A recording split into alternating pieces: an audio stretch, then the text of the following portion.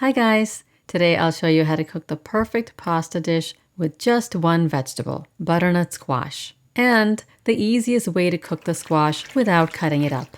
Heat your oven to 425 degrees Fahrenheit or 220 degrees Celsius. Wash the butternut squash, pat dry, and poke all over with a fork.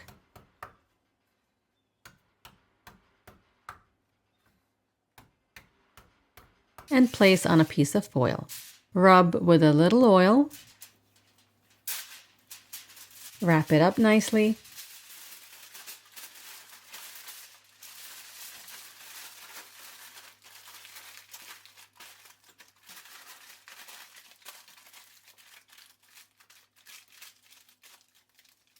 Line a baking sheet with parchment paper or foil.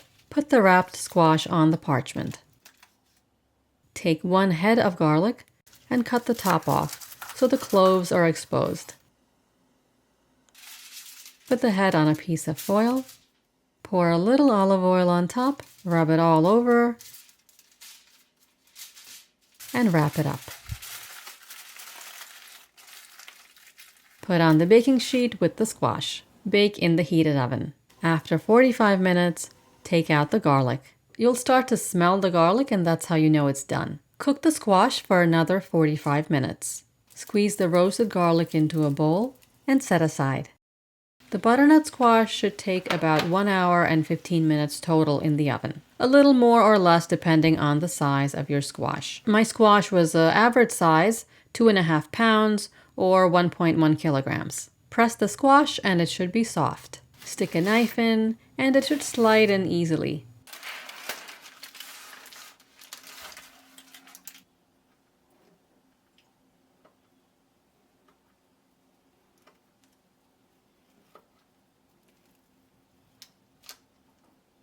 When the squash is cool enough to handle, scoop out the seeds with a spoon.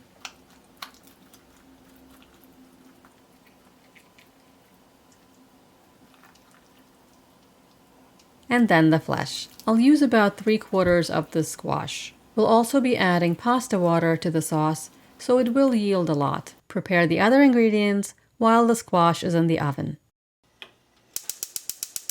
Heat up a pan and add pine nuts, 1/2 to 3/4 cup. Walnuts or sliced almonds are also good substitutes. Stir and cook on medium-low heat until toasted. Stay right by the pan because nuts burn quickly. Now they're toasted, transfer to a bowl and set aside.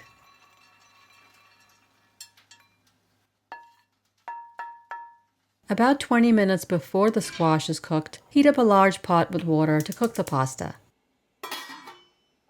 When it comes to a full boil, add 2 teaspoons salt and 1 pound of pasta. Tubular pasta like rigatoni or penne is best because it holds the sauce. Give it a stir and cook until tender. Stir it once in a while. When the pasta is cooked, reserve 2 cups of the cooking liquid.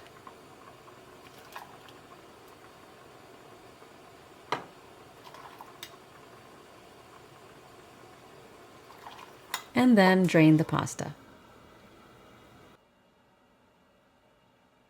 We'll use the same pot for the sauce.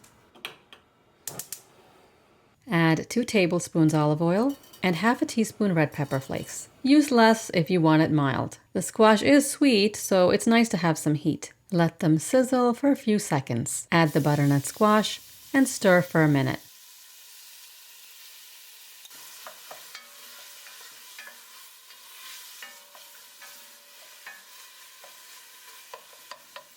Then add the garlic and salt.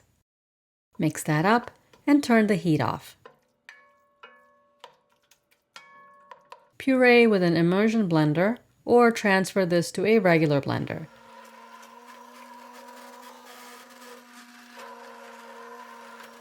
Add some of the reserved pasta liquid, stir and keep adding liquid until you get a creamy sauce.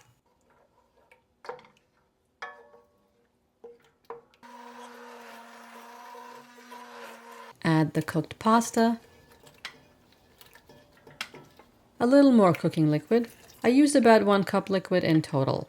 As the pasta sits with the sauce, it will get thicker, so add more liquid if needed. Taste and adjust the salt. The sauce has coated all the pasta nicely. It's creamy and shiny. A squeeze of fresh lemon juice brightens up this pasta if you don't want to do any more. However, to finish off the dish, I like to make a gremolata, which is Italian parsley, lemon zest, and grated garlic. Chop the parsley very fine. Add lemon zest.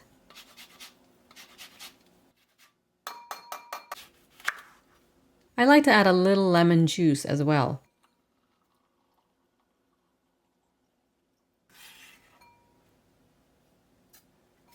Salt.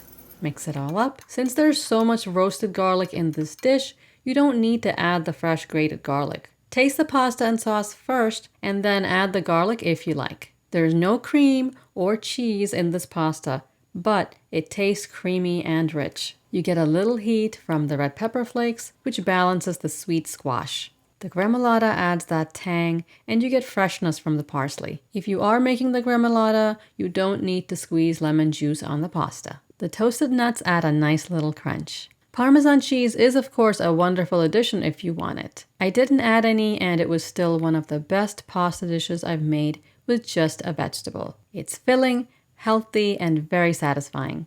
Let me know how you like it in the comments below. Share this video and subscribe for more tasty recipes. I'll see you next time. As always, thanks for watching.